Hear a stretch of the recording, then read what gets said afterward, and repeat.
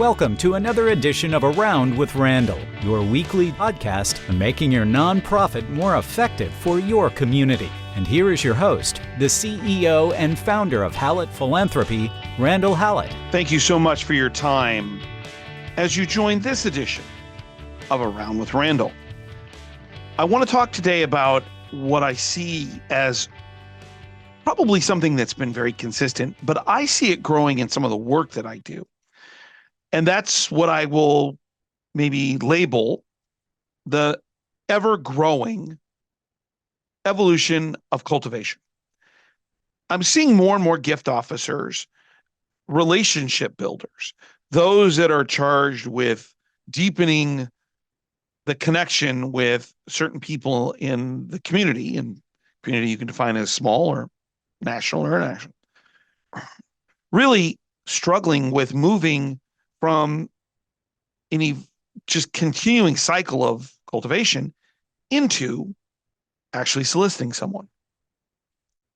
And what's happening is several things. Number one, good opportunities are being missed, which good fundraisers, leadership know is something that with a decreasing number of donor possibilities overall, again, I keep going back to it, but if we are seeing less than 47% of the households from the latest number, I think it'll drop below that when we get the right numbers for 2023. When we have less people giving, we need to maximize the ones that are interested. And when there's this constant churn of cultivation, leaders are saying, we're letting good opportunities go by. So one effect is not very good ROIs or ROIs that aren't advantageous to saying why we're efficient and effective. The second thing is the growing size of portfolios. That with all of these portfolios that are just growing because we just keep cultivating people. We think that we're cultivating people and we're actually not. We'll get to that at the very end in terms of blessing and releasing. The other part of it is that it's putting a frustration on prospect management. It's interesting in some of the larger shops that I'm fortunate enough to work with that I'm hearing more and more often from the prospect managers that we're giving you names and they're somewhere in the process, but that your portfolio is growing and we know you're not doing the things that you should to get those people to solicitations. The real rub or consternation comes from gift officers saying to prospect management, you don't do what I do, so how would you actually know? And prospect management not being fundraisers, not able to articulate why they're seeing these growing numbers. And so we have less dollars, less efficiency, we have growing population, and we have kind of an internal fight occurring because we have a lot of people that we're just constantly cultivating. And that leads us to where I see some gift officers more often than not. And that is paralysis by analysis. What is it that I should do next? I have all of these people, some of whom I've talked to recently, some of them I haven't, some who have plans, some that don't. And so you're left with a lot of indecision on multiple fronts. Leadership's looking at opportunities, just generically saying, why aren't capitalizing on them? Gift officers are looking at all these people and the growing pipelines and growing portfolios and saying, oh my gosh, what am I supposed to do? Internal data infrastructure, prospect management is saying, we don't think you're doing the work. And the gift officers are pushing. All of this is leading to, what are we supposed to do about it? And I do think we have too much cultivation. And it's really become a lot more obvious that the challenge is the move from cultivation to solicitation. And that's what we want to talk about today. How do you solve that? And this is going to be a longer tactical piece. Because the first part, we're going to talk about what the solution is. The second part is, how do you overcome obstacles within that solution? So let's jump right in. What is the solution? The long lost art of the soft ask.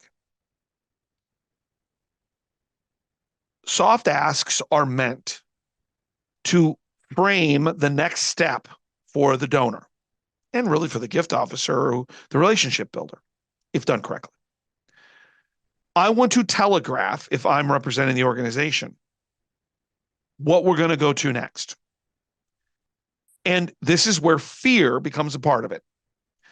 People are afraid to ask. Generically, I'm talking about societally. The idea of fear of asking for money ranks up there with the fear of heights, fear of snakes. People don't like to talk about it. Don't like to talk about money. So what do gift officers do? Well, they don't use the soft ask. Normally, if they get to an ask, what they end up doing is asking for a lot less money than they should, because it does two things. It makes the gift officer feel better, that there's a more likelihood that the gift will come to fruition. And number two, it speeds up the process for those gift officers that can actually overcome that issue. Instead of pushing into passion, which we've talked about on previous podcasts, instead of pushing into what moves the donor or donors, they say, well, would you consider a $2,500 gift? And for someone who's used to giving $50,000 or $100,000 away a year, $2,500 is like, sure. I mean, it's almost like an afterthought. And if they give $1 million away, they ask for $10,000. If they're giving $1 million away a year, why isn't your organization, why aren't you pushing into that $250,000 range? And that's because there's a fear factor. It becomes easier, more likely to be yes, and more transactional when we decrease the amount. And this is where the soft ask becomes the most important. So the scenario in any situation that we're going to talk about today is that you're cultivating someone. You've gotten to know them. They're qualified. They're generally interested in what you're talking about. They've kind of indicated interest in a specific project or issue or campaign initiative. And you're at this moment where they kind of think something should come, and you know you need to give them something. And that's the soft ask. It sets up what's coming next. What's interesting is that the pandemic, COVID-19, illuminated the soft ask to me in the most interesting way. Great gift officers, fundraisers, were using a soft ask all the time, but in a totally different context, but for the same reason. People began to figure out, as the pandemic was going along, ravaging the normalcy of life, that they couldn't stay away from their donors. And so the pandemic in about March of 2020 in the United States, maybe a little earlier in other parts of the world, pushes in. Things began to shut down. Gift officers have to begin to figure out, how do they stay close to their people? And genuinely so, are you okay? Well, that was telephone for a while. Then they began to figure out, I got to do something more. And they began to use soft asks, as in, and I think about Linda down in Phoenix, who did it brilliantly. A couple of people in California who did it brilliantly. I think of some of the people at one of my longstanding clients, Barrow Neurological Foundation, did it brilliantly. They started soft asking. Would it be okay if we met somewhere outdoors, kept our distance, just so I could see you and check in on you? They were asking for permission to set up a time to go to a park, sit at a bench, and share a cup of coffee. Would it be okay, because I've been to your house, if I came by, brought a cup of coffee, stayed outside, walked around the house, and we sat on the deck 6 to 10 feet apart? Would it be okay, as we got going, and some people adjusted to the pandemic differently than others, that we could meet outdoors for lunch Could we have a Zoom call? The idea of the soft ask, getting to the point where you're asking for permission for the next step, was prevalent for really good gift officers, fundraisers, people who build relationships. We were doing it inside of our families. How can we meet? I did it with my parents, older, dad going through some cancer challenges, where I would say, Dad, if you and mom want to come over for dinner, we'd love to have you. Jay's got a little bit of a sniffle. We don't think it's COVID, but we'd love to have you. But would that be okay if we asked you? And their answer was, we're 80 years old. We can't stay in our house forever because we haven't got forever. And I think back since we've lost dad this last year, how important that was to him that he was at the house with the grandkids. If he'd have just stayed inside, that was his personal choice. But we soft asked them. So what do we do for soft asking when it comes to cultivation? First of all, it's when to use it. And it's at this moment when you're transitioning from, I know that they are interested in an organization. I'll go back one step. They're qualified. They're interested and have capacity. They're interested in this specific thing. And I'm honing in on a dollar figure based on the conversations of they want to accomplish X, Y, or Z. And we know that's going to cost this much money. Or we have a campaign and they want to be a part of it at this level. It's at this moment the soft ask is when to use it. Now the question is, what do you say? And that's when I think everything comes to a stop. I think philosophically, as I say this, if you're listening, and if others would have the same conversation, I think they understand the premise of a soft ask. Maybe they call it something different. Number two, I think they generally agree when they should use it in an asking process, but it's when something needs to be said. And then everything stops. That's the crux. So what are some examples of soft asks? How can you move into solicitation? It's not as hard as it sounds. Try this. We've had some great conversations. It sounds like you're really interested in this specific opportunity, project, need, capital item, whatever it might be. Could I bring a formal proposal to you that would highlight how you might like to be involved and do so at the $100,000 level? We'll get to the outcomes here in a moment. Another option. Could I send you some information outlining this idea and how you and or your the couple, the family, whomever, might like to be involved at the $250,000 level? And we could discuss how that could come to fruition. Third option. Should we be chatting about how you might like to be involved at the $250,000 level? The most basic one that I think has the most importance or ease. Would you consider supporting us at the $100,000 level? Could I bring you something to consider?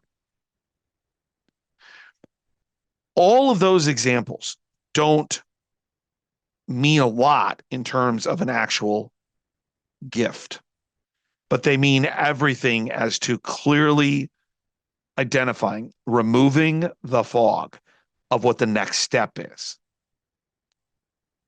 Because the answer is going to illuminate a lot of stuff for you. So this brings us to what the result of the soft ask is. First of all, it lets you know where they're at. Number two, it lets them know where they're at. And number three, it lets them know where you're at. I think the fourth thing, though, is based on the first three, where they're at, you know that, they know where they're at, and they know where you're at, is it also begins to clarify what the next steps are. If the answer, and we'll get to this in a second as kind of objections, is not yes, well, then you have a chance to retreat with some dignity and with some purpose to actually be able to take another step in a little bit different direction, both hopefully leading to a gift opportunity. Also, if you have someone else involved in this process, a CEO, a physician, a faculty member, a dean, a department chair, you don't want them to hear no very often. Because if they actually hear no, then they begin to believe, well, this doesn't work. A soft ask, because you can retreat and say, well, they didn't say no, go away, hopefully. We're going to pivot and we're going to go this direction. Gives you credibility internally that you know what you're talking about. So the result of the soft ask is about knowing where everybody's at. Everybody kind of is in the same place. Number two, it gives you a clarity of the next step. It allows you to retreat, do more education, pivot to a different methodology, making sure that you're on point with what their interests are, verifies their level of intent before you ever put anything in front of them. And if you're working with someone, it gives you credibility. So if the answer is yes, it's pretty easy. Well, what I'm going to do is put this in writing and bring you a formal proposal because we really respect the fact that you have intent and we want to meet that intent and make sure we're doing exactly what you want us to do. So I'm going to put this into a formal proposal and bring it back to you in 5 days, 3 days, email it to you, something. That's the easy one. The more challenging one is what happens if they say no. Is no mean really no? And I'll begin and end with the same place. No, go away means no, go away. But most of the time, the answer to no, could I bring you a proposal, usually is followed by something. And the followed by something is really important. No, not for this. The retreat point with a soft ask is now you can go back and figure out, what did I miss? Why isn't this the right project? And the easiest way to do that is to ask a question almost immediately.